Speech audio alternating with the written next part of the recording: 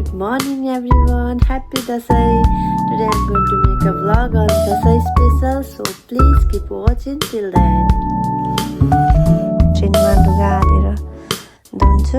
यसपछि चाहिँ म अब 15 मिनेट्समा मेरो लुगा धोइन्छ। त्यो बेलासम्म चाहिँ अब म हेयर ड्राई गर्छु।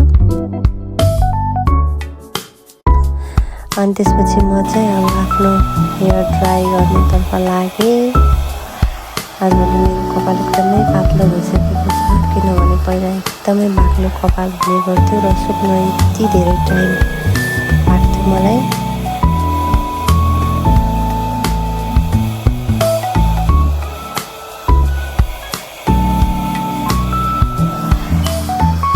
अब चाहिँ म चाहिँ पूजा गर्नतर्फ लागेँ। दसैँको दिन बिहानै उठेर अब नुहाइधुवाइ गरेर पूजापाठ गर्नुपर्छ। अनि त्यसपछि अब मेरो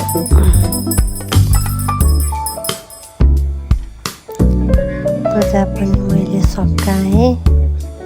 अनि त्यसपछि अब हामीहरू चाहिँ खाना बनाउने तर्फ लाग्छौँ।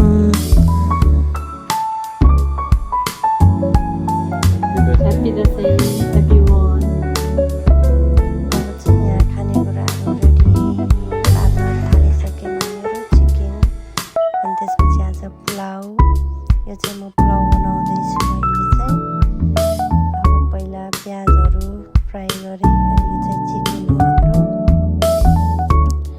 प्याज फ्राई गरिसकेपछि अब मैले अगाडिदेखि नै चामल भिजाएर राखेको थिएँ। अब चाहिँ चामल पनि एड गर्छु।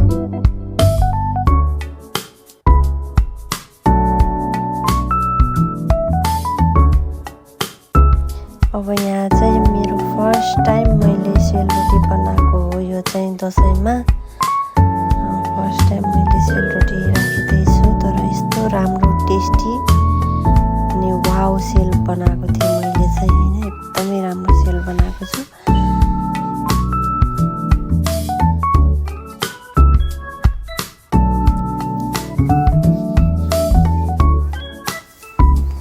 अब यहाँ चाहिँ हाम्रो लेग पिस रेडी हुँदैछ। अब चाहिँ सबै खाना रेडी भइसकेपछि चाहिँ म पनि रेडी भइसकेँ। हाफ रेडी अलरेडी भइसकेँ। मैले लुगा चाहिँ लगाइसकेको छु अलरेडी नै।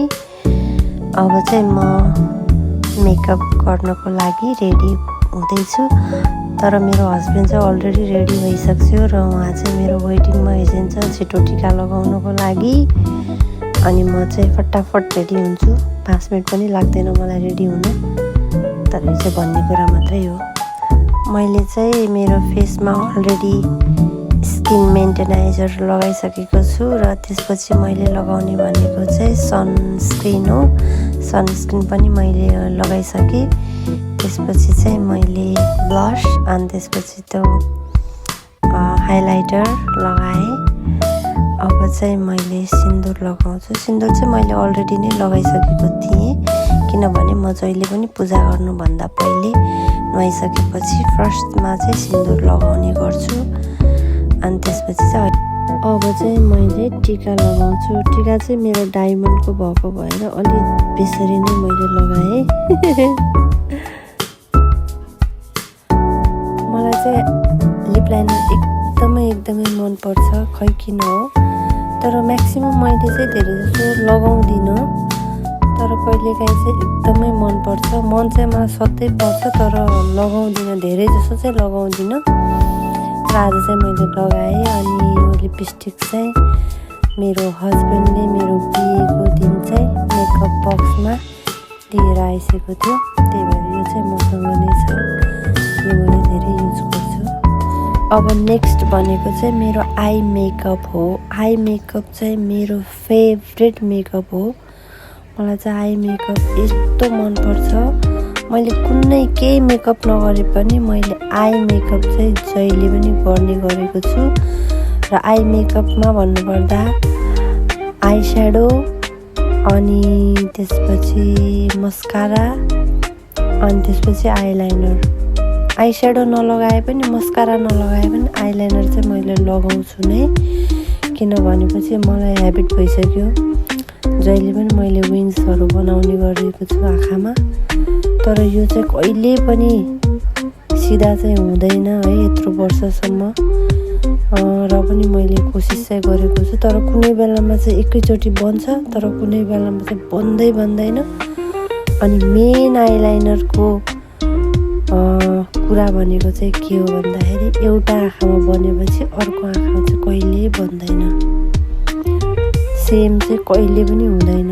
झन् त जुन दिन यो आइलाइनर एक आँखाको बिग्रिन्छ नि, त्यो दिन त कुनै हालतमा पनि बन्दैन। 1000चोटि मेटाए पनि बन्दैन। र अब यो चाहिँ यस्तो नै हुने नै हो। अब म रेडी भइसकेँ, म एकदमै खुसी भएँ। तर पनि मलाई के लाग्यो भने मेरो आइलाइनर फेरि बनेन भने मैले डबलचोटि फेरि त्यसैमा लागिरहेँ। उतापट्टिबाट मेरो हस्बेन्डले टिका लगाउन हतार भइसक्यो, छिटो गर भनेर भन्न लाग्छ थियो। तर मेरो आँखाको आइलाइनर नै नबनिदिएर आज दसैँमा धेरै नै टाइम लगायो। फाइनली म चाहिँ अब रेडी भएँ। अलिकति कपाल कोरेँ मैले। ब्याक म्युजिक पनि पछाडितिर लगाइरहेका छन् दसैँको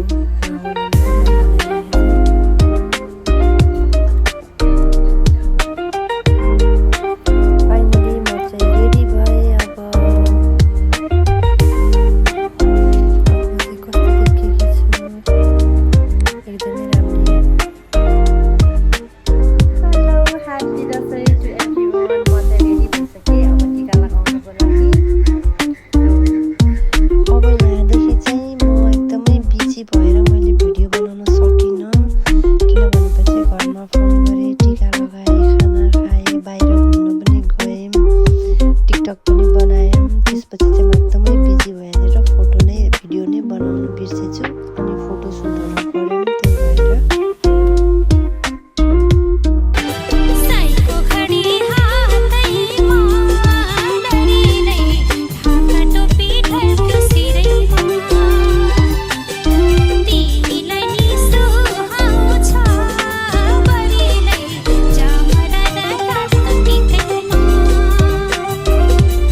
now I'm going to end my vlog.